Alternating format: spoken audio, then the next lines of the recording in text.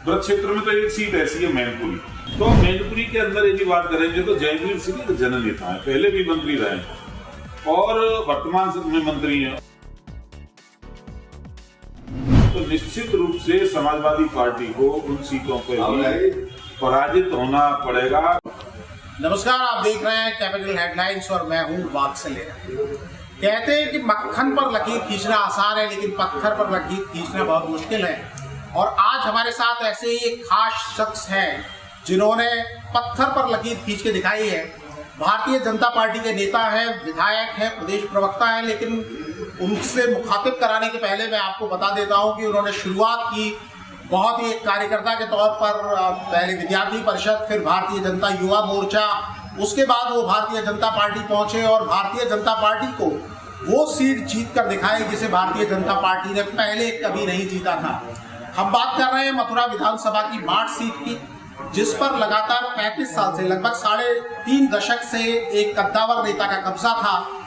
और जब वो चुनाव लड़ रहे थे तब भी उम्मीद नहीं की जा रही थी कि भारतीय जनता पार्टी का कमल वहां खिल सकता है।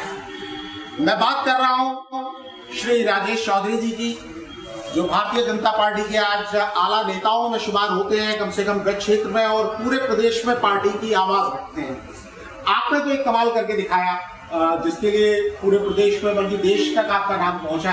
नाम आपका पहले भी था, लेकिन आपने चुनावी जीत हासिल करके दिखाई और अब पार्टी ने आपके कंधे पे बड़ी जिम्मेदारी दी है। मथुरा का इलेक्शन तो आपका आसान लग रहा है क्योंकि हेमा मालिनी जी के सामने ज्यादा चुनौती नहीं है, लेकिन उत्तर प्रदेश में कई बेल्ट में आपको बड़ी चुनौती मिल रही है। देखिए, चुनाव को हम लोग बड़ा गंभीरता से लेते हैं। मथुरा में भी या और बहुत सारे ऐसे क्षेत्र हैं जहाँ पर आपके नजरिए से लग रहा होगा कि वहाँ संघर्ष है।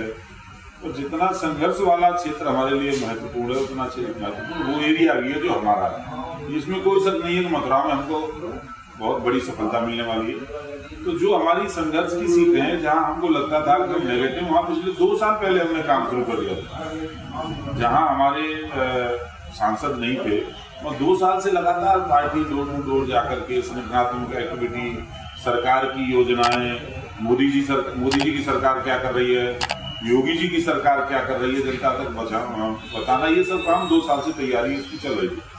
और जिन सीटों की आप बात कर रहे हैं, ब्रज क्षेत्र में तो एक सीट ऐसी है मैनपुरी। संयोग से मैं वहाँ का प्रभारी हूँ, क्लस्टर प्रभारी हूँ, 4 लोकसभा क्षेत्र मेरे पास है।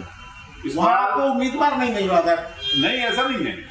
उम्मीदवार तो कई सारे थे, हमको चयन इस बार ये करना था कौन हमारा कमल वहां खिला सकता है। जैसे आपने कहा कि माठ अजय सीट थी किसी एक व्यक्ति की, लगातार 8 बार से एक व्यक्ति जीत रहा था, तो वो चुनौती हमने स्वीकार की और उसको पार्टी को पूरा करके दिया। तो ऐसा नहीं है केवल तो कोई मैंने ही चमत्कार कर दिया हो, इसके पीछे बहुत सारे कारण रहते हैं। संगठन की ताकत रहती है, संगठन के वर्कर्स रहते हैं, आम जनमानस में आपकी क्या छवि है, क्या आप पकड़ रखते हैं, जनता से सीधा आपका संवाद है कि नहीं है, ये सब बातें सब जोड़ करके सफलता की तरफ हम लोग बढ़ते हैं।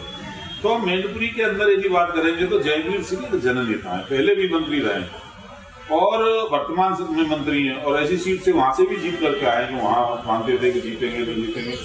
तो निश्चित रूप से समाजवादी पार्टी को उन सीटों पर पराजित होना पड़ेगा और बड़े अंतर से भारतीय जनता पार्टी विजयी होगी। और बात करें पश्चिमी उत्तर प्रदेश की, सहारनपुर, कैराना, मुजफ्फरनगर, अमरोहा, मुरादाबाद, संभल, बदायूं, ऐसी बहुत सारी सीटें, इनमें से कुछ सीटें हमारे पास नहीं थी। आज वो स्थिति बन गई है कि सारी एकदम क्लीन स्वीप होने वाला है। जी, ये क्लीन स्वीप होगा या नहीं होगा चौधरी साहब, ये तो पता चलेगा जब 4 जून को नतीजे होंगे। लेकिन मैं 2 सीट है आप यही लाके पश्चिमी उत्तर प्रदेश की बात करना चाहता हूँ। आप शायद भूल गए गाजियाबाद, जहाँ आपने कैंडिडेट बदला और जो नए कैंडिडेट आए उन्हें विरोध का सामना करना पड़ रहा है, वो जहाँ भी जा रहे हैं। दूसरा, आपके कुछ नेता ऐसे हैं जो आपके स्थानीय प्रत्याशियों का ही विरोध कर रहे हैं। कल जिस तरह से चुनाव होने जा रहा है बालियान साहब को भी विरोध झेलना पड़ रहा है, पार्टी के नेताओं की तरफ से झेलना पड़ रहा है। कई राजपूत नाराज हैं, कोई दूसरा वर्ग नाराज है। ये क्या वजह है? ये चुनाव के समय की नाराजगी है या आपकी पार्टी एड्रेस नहीं कर रही है? देखिए, इसको हम 2 भागों में बांट करके चलते हैं जी। जब हम किसी भी इलेक्शन क्षेत्र में, चुनाव क्षेत्र में जाएंगे तो एक तो वो वर्ग होता है जो चुनावी मशीनरी है, पार्टी के वर्कर हैं, पार्टी के सपोर्टर हैं, पार्टी के पदाधिकारी। दूसरा एक आम वोटर होता है जिसको किसी से कोई मतलब नहीं है। तो आप चाहे मुजफ्फरनगर की बात करेंगे तो आप जो थोड़ा बहुत देख रहे होंगे उल्टी सीधी बातें जो कर रहे हैं पॉलिटिकल लोग हैं, आम आदमी नहीं है कोई। आम जनमानस में मोदी जी का कोई विरोध नहीं है, संजीव बालियान जी का वहां कोई विरोध नहीं है। तो आम जनता ही तो बनाती है, किसी की जेब में वोट नहीं रहता, एक वोट है एक आदमी का। कोई इस गलत फहमी में रहे इस जमाने में जब नरेंद्र मोदी जी और योगी जी की सरकार काम कर रही है, डबल इंजन की सरकार, तो उसके पीछे लोग चलते हैं, ऐसा नहीं है। आज मोदी जी देश में ही नहीं पूरे दुनिया के अंदर ब्रांड है, तो यदि कोई गलत फहमी में है तो गलत फहमी दूर हो जाएगी। सब लोग मन बना चुके हैं, ये प्रधानमंत्री का चुनाव है, प्रधान का नहीं है। कोई नाली, सड़क, खरंजा, गांव में छोटा मोटा काम, इस पे वोट नहीं पड़ेगा जी। देश का प्रधानमंत्री कौन होगा? याद करिए 2014 में क्या स्थिति थी, कितनी निराशा का भाव पूरे देश के अंदर था, और 2014 से 2024 में आज किस तरह भारत का डंका पूरी दुनिया के अंदर बज रहा है। और सबसे बड़ी बात है हमारी क्रेडिबिलिटी।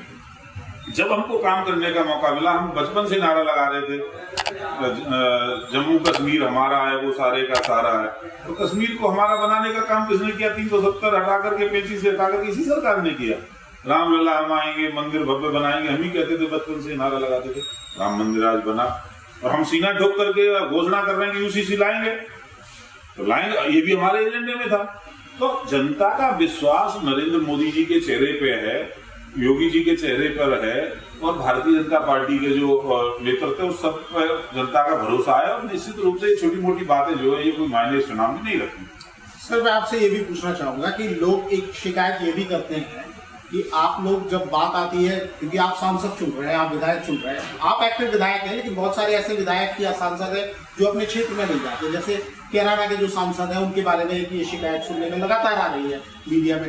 दूसरी बात, आप बड़े मुद्दों की बात करते हैं, 370 की बात करते हैं, राम मंदिर की बात करते हैं, लेकिन जो बेरोजगारी है, जो पेपर लीक है, या जो और दूसरी समस्याएं किसानों की हैं जिनको लेकर बीच बीच में किसान आंदोलन करते रहते हैं, आप भी किसान हैं, किसान क्षेत्र से आते हैं, क्या ये समस्याएं अहम नहीं है और क्या आप लोग उसको एड्रेस कर पा रहे हैं? देखिए, किसानों का जो आंदोलन हुआ वो पश्चिमी उत्तर प्रदेश में सर्वाधिक, पिछला वाला जो आंदोलन था जिसमें लंबे समय तक बॉर्डर पे लोग बैठे रहे, और पश्चिमी उत्तर प्रदेश में भारतीय जनता पार्टी का 2022 का परिणाम आप देखिए। और हम तो पहले ही कहते थे वो किसान आंदोलन नहीं, चुनाव आंदोलन है। चुनाव के बाद वो आंदोलन कहाँ चला गया? लखीमपुर खीरी की घटना को लोग कहते थे वो दुर्घटना थी, नहीं होनी चाहिए थी, बिल्कुल गलत घटना थी, कतई कोई संगठन इसका समर्थन नहीं कर सकता है। जिस तरह से वहाँ घटना हुई, दुर्घटना थी और गलत हुआ जो कुछ भी हुआ, पर बीजेपी सारी सीटें उस जिले में जीत करके आई। इसका मतलब हमारे नेतृत्व में भरोसा है ना। कहीं छोटे लेवल पे किसी एमपी या एमएलए या वर्कर से कुछ छोटी मोटी गलती होती है या किसी कारण से नाराज रहते हैं उससे लोग, तो इसका मतलब ये नहीं मोदी जी से नाराज। मोदी जी को पूरा भरोसा है, उनको पता है पार्लियामेंट के अंदर जाकर के मोदी जी के लिए हाथ उठाएगा तो देश के विकास में अपनी भूमिका निभाएगा, इसलिए वो छोटी मोटी बातों को लोग भूल करके मतदान करें।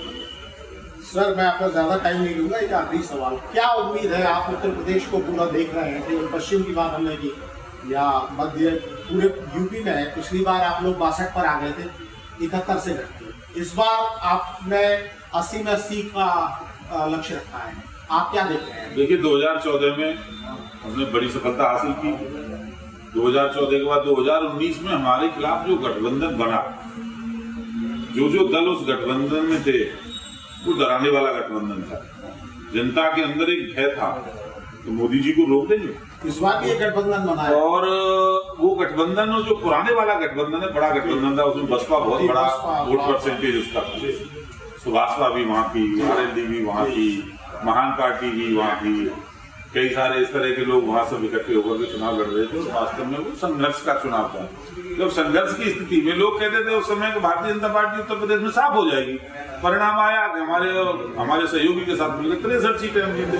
तो इस बार तो निश्चित रूप से 80 की 80 सीटें जीतेंगे, कोई किसी प्रकार का कहीं कोई टक्कर ही नहीं है। आप देख रहे हो, बनाए शिवपाल यादव जी मैदान छोड़ करके भागे, उनको पता है इस उम्र में हारूंगा, 70 साल की उम्र में तो अपमान होगा मेरा। अभी तक मैं चुनाव को हारा नहीं, इसलिए तो विधायक हूँ। कितने ऐसे लोग हैं जो लड़ना ही नहीं चाहते। कहीं मथुरा में आप बैठे हो, यहाँ देखिए कांग्रेस का प्रत्याशी जो घोषित किया था वो छोड़ करके चला गया, बीजेपी ही ज्वाइन कर ली। बसपा का प्रत्याशी था वो छोड़ करके चला गया। ये भी है कि जो मजबूत होते हैं उन सबको आप ले लेते हैं। देखो, अच्छाई के साथ तो सब जुड़ना चाहते हैं। भारतीय जनता पार्टी अच्छा संगठन है, मोदी जी बहुत अच्छा देश के लिए काम कर रहे हैं, तो कौन मोदी जी के साथ नहीं आना चाहेगा। यही सोच करके देश के विकास में अपना सहयोग दे रहे हैं, हम सबका स्वागत कर रहे हैं। तो सर आपने हमें समय दिया, बहुत बहुत धन्यवाद आपका। बहुत धन्यवाद।